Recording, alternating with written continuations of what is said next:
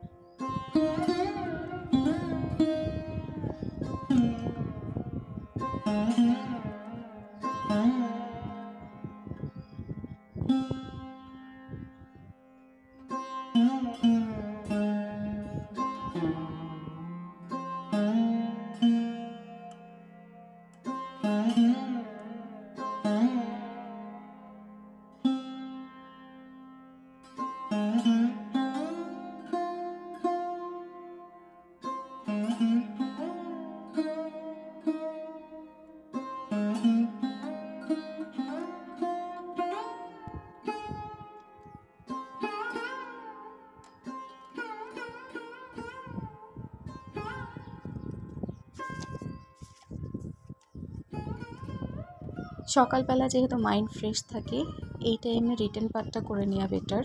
আমার কাছে মনে হয় মাইন্ড ফ্রেশ থাকলে মুখস্থ করতে হয় একটু টাইম কম লাগে।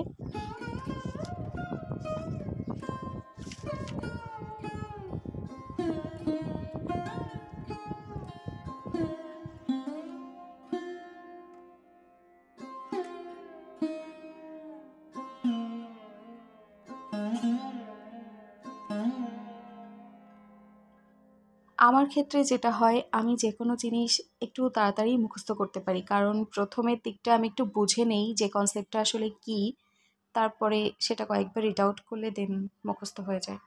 আমি যত তাড়াতাড়ি মুখস্থ করতে পারি তার থেকে দ্বিগুণ তাড়াতাড়ি সেটা ভুলে যেতে পারি। এটা আমার ক্রেডিট, বাই দ্য ওয়ে। তো আমি চেষ্টা করি সবসময় রিটেন পার্টটা মুখস্থ করার পরপরই যেন আমি লিখে রাখতে পারি। একবার কমপক্ষে যদি লিখে ফেলতে পারি তাহলে সেটা ভুলতে তুলনামূলক একটু বেশি সময় লাগে।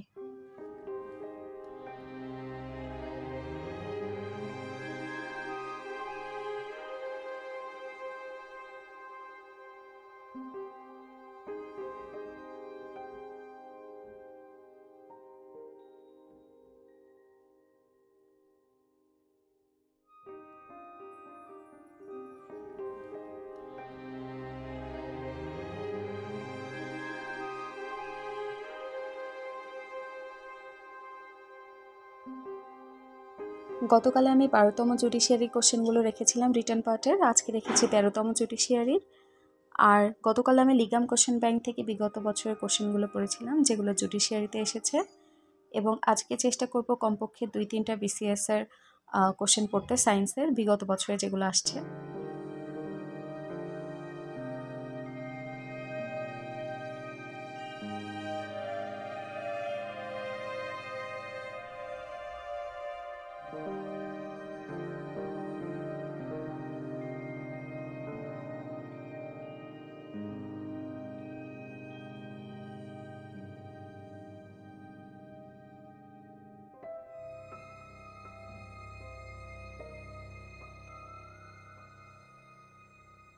Now it's time for CrPC.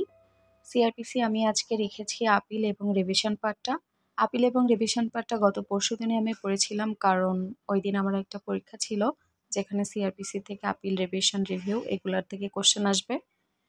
তো আজকে আমি এটা আবার নিলাম কারণ সিআরপিসি যেহেতু পার্ট বাই পার্ট আমি শেষ করবো, 1 সপ্তাহের আলটিমেটাম নিয়েছিলাম, এজন্য আবারও একবার রিটার্ন কোশ্চেনগুলো দেখছি। বাই দ্য ওয়ে, আমি একটু ক্ষমা চেয়ে নিচ্ছি আপনারা এই মুহূর্তে যারা আমার ভিডিওগুলো দেখছেন। আমার ভিডিওতে মাঝে মাঝে হুটহাট করে 1-2টা সাউন্ড চলে আসে, সাউন্ডগুলো হয় আর কি। বাসার নিচে যেহেতু চায়ের দোকান, তাছাড়া আন্টিরা তাদের বেবিদের নিয়ে এখানে হাঁটাচলা করে অল টাইম, এই জন্য ঠুকঠাপ সারাক্ষণ শব্দ হতেই থাকে।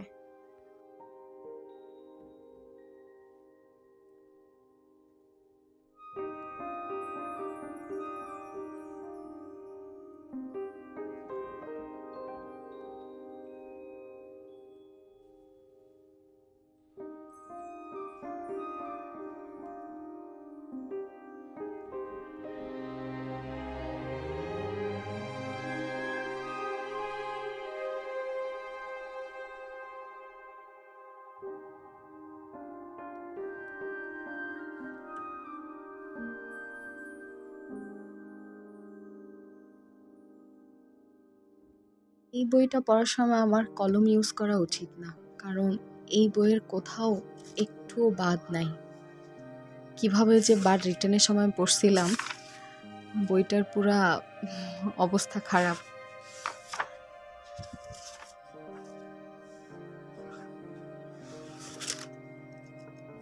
এইভাবে নোট নিয়ে রেখেছিলাম পাশে পাশে।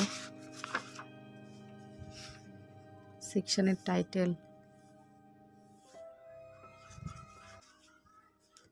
আমার মনে হয় না যে এই বইয়ের এমন কোনো পেজ আছে যেখানে কলমের দাগ পড়েনি।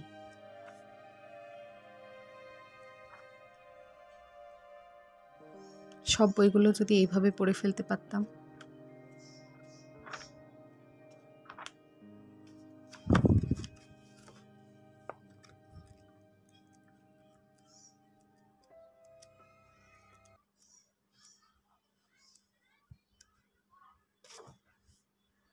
আপু, আপনি ফ্যামিলি বাসায় থাকেন, বুয়া আছে নাকি একা রান্না করেন? কত প্রশ্ন।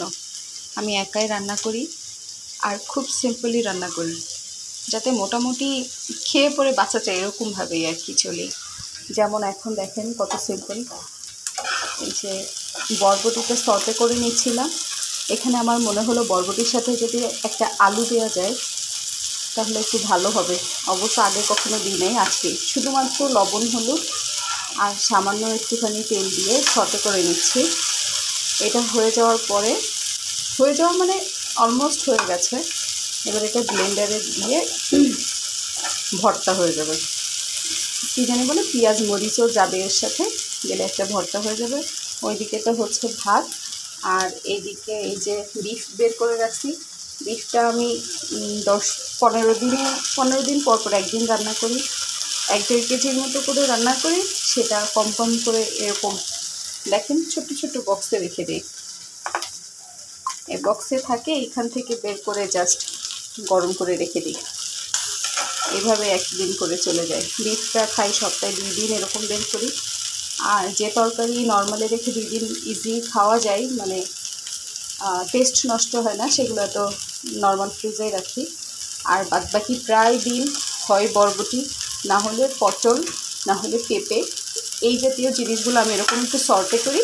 সর্টে করে ব্লেন্ড করে, সরি ব্লেন্ড না, ভর্তা আর কি, ভর্তা করে খেয়ে ফেলি।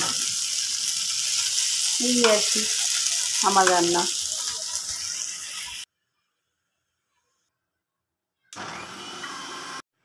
এই যে এটা অর্ধ পেশা বা কি জানি বলে, ভর্তা ভর্তা টাইপের হয়েছে না? এটা আমার আম্মা বলে আমি নাকি উদ্ভট উদ্ভট জিনিসপত্র খাই, কিন্তু এটা খেতে খারাপ হয় না, ভালোই, খাওয়া যায়।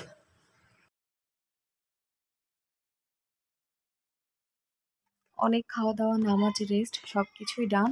দেন আবার চলে আসলাম স্টাডি টেবিলে। আজকে সকালে টাইমটি যেহেতু আমি ম্যাথ করিনি, তো আমাকে দুপুরবেলা ম্যাথ করতে হচ্ছে।